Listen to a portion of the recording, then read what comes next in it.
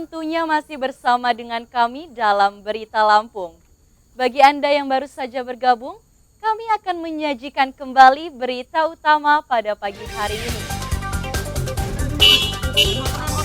Ngantuk. Minibus yang ditumpangi pemudik arus balik ringsek dan terguling akibat menabrak pohon di Tulang Bawang.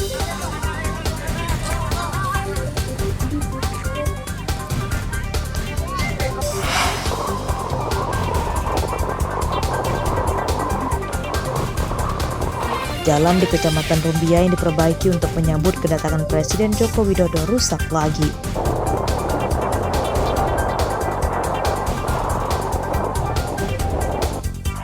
Ada di depan dia.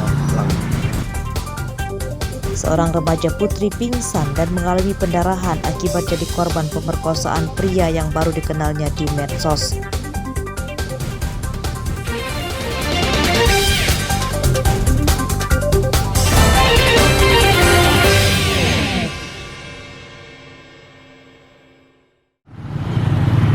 Di depan dia. Remaja putri 18 tahun berinisial OR dilarikan warga ke rumah sakit di Raja Basa, Bandar Lampung diduga karena jadi korban pemerkosaan.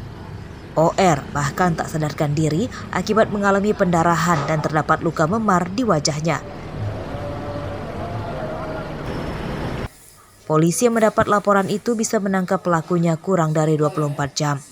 Tersangka berinisial AR, pemuda 30 tahun.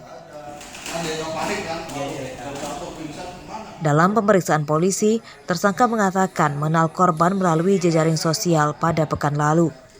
Pemerkosaan itu terjadi di dalam mobil tersangka saat keduanya jalan-jalan keliling kota dan singgah di tempat sepi.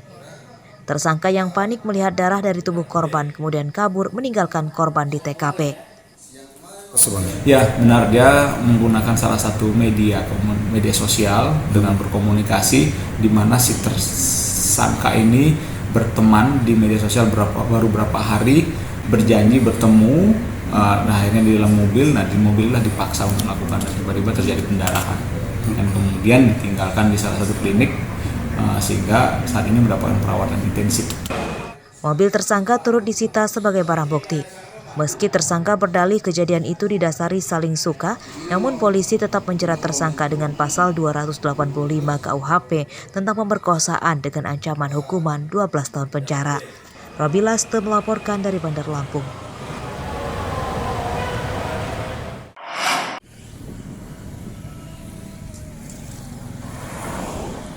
Tim penyidik Jatanras Polda Metro Jaya memintai keterangan keluarga Mustafa, pelaku penembakan kantor pusat MUI. Pemeriksaan dilakukan di ruang tahti Polda Lampung. Keluarga membantah jika Mustafa terlibat jaringan terlarang seperti terorisme. Mustafa berpamitan berangkat ke Jakarta untuk mewujudkan mimpinya. Meski tidak diceritakan cita-citanya, diduga Mustafa ke Jakarta untuk mendapatkan pengakuan MUI bahwa dirinya adalah wakil Nabi Muhammad SAW. Ya, mimpi itu udah lama. Ya. Dia pernah ngomong apa lagi? Nanti saya akan melakukan gini, pernah nggak dia ngomong kayak gitu? Enggak segitunya gitu. Ada dia tapi dia akan perjuangkan dengan itu aja gitu. Oh, dia bilang hanya mau memperjuangkan mimpinya gitu. Dengan apa dia nggak ngomong? Nggak ngomong. Mau ngapain gitu dia nggak ngomong. Hasilnya kehidupan dengan kami biasa-biasa saja gitu. Tamu yang datang ke sini juga nggak ada? Enggak.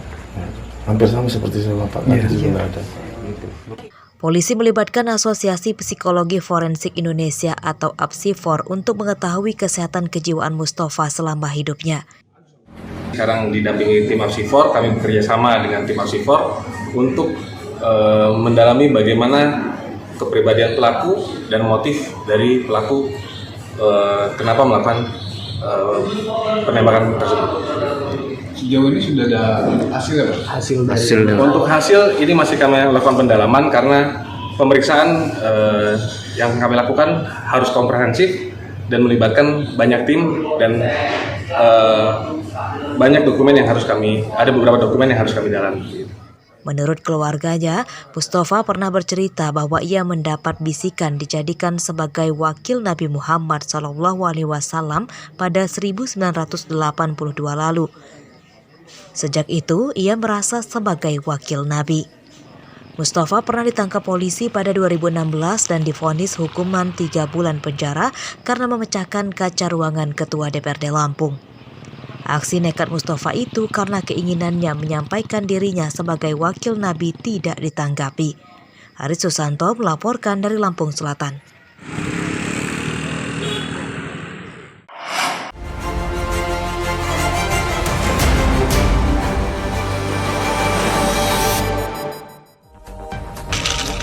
Tim gabungan dari BPBD, tentara dan polisi mengevakuasi 18 pendaki Gunung Seminung di Lampung Barat Minggu siang.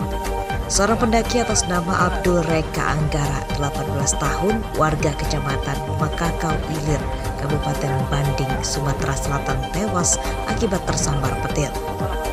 2 korban lainnya luka berat dan 7 menderita luka ringan. Para korban menderita luka bakar di tubuhnya akibat tersambar petir. Para pendaki merupakan warga Lampung Barat dan Sumatera Selatan. Peristiwa itu terjadi saat pendaki menginap di puncak Gunung Seminung pada Sabtu malam dan terjadi hujan disertai petir. Evakuasi para korban terkendala cuaca hujan lebat dan berlangsung selama 12 jam.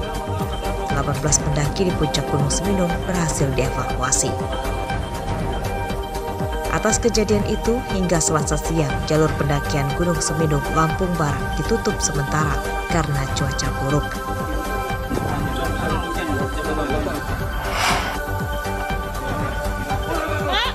Seorang dokter jaga di Puskesmas Fajar Bulan Lampung Barat dikeroyok oleh pasien dan seorang keluarganya. Korban sempat dijatuhkan ke lantai. Beberapa petugas puskesmas rekan korban berusaha melerai pengeroyokan yang terjadi pada Sabtu dini hari lalu itu. Korban bernama Karel. Selasa siang, pengeroyok Dr. Karel ditangkap polisi di rumah orang tuanya di Lampung Barat. Keduanya merupakan warga Bandar Lampung bernama Misran Hadi dan Adi Wirahmat. Kedua tersangka mengaku mengeroyok dokter jaga puskesmas yang dinilai tidak serius melayani pasien. Pengeroyokan bermula saat tersangka Misran Hadi mengantarkan adiknya, Adi Wirahmat, berobat ke puskesmas karena sakit pada perutnya. Tersangka emosi setelah korban mengatakan di puskesmas tidak ada obat dan meminta pasien dirujuk ke rumah sakit. Kedua tersangka dijerat pasal 170 atau 351 KUHP tentang penganiayaan. Ancaman hukumannya 5 tahun penjara.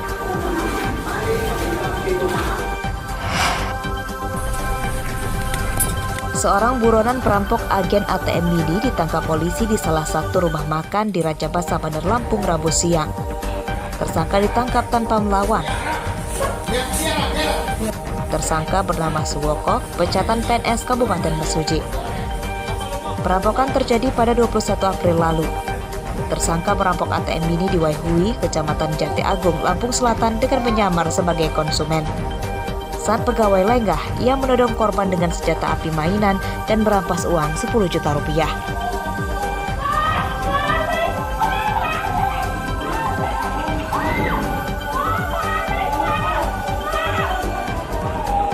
Suwoko mengatakan nekat merampok karena terdesak uang untuk membayar utang dan biaya mudik lebaran ke kampung halaman istrinya di Riau. Ia berdalih tak memiliki pekerjaan tetap setelah dipecat sebagai PNS akibat kasus pencurian. Uang sisa merampok sebesar 3 juta rupiah dan 1 pucuk senjata api mainan disita polisi sebagai barang bukti. Atas perbuatannya, tersangka terancam hukuman 9 tahun penjara.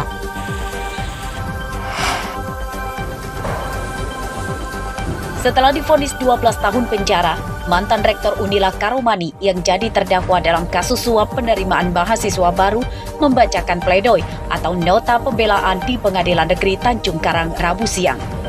Dengan nada terbata dan menahan tangis, Karomani dalam pledoinya meminta maaf dan menyesali perbuatannya, serta meminta keadilan hukum kepada hakim.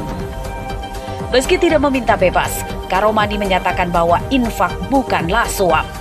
Namun sifatnya sukarela untuk kepentingan umat. karena infak yang diberikan tidak semuanya dari para orang tua calon mahasiswa, namun ada dari pihak yang tidak ada kaitannya dengan penerimaan mahasiswa di Unila. Karomani juga mengaku salah karena tidak melaporkan kegiatan pembangunan gedung Lampung Nahdien Center kepada Komisi Pemberantasan Korupsi atau KPK.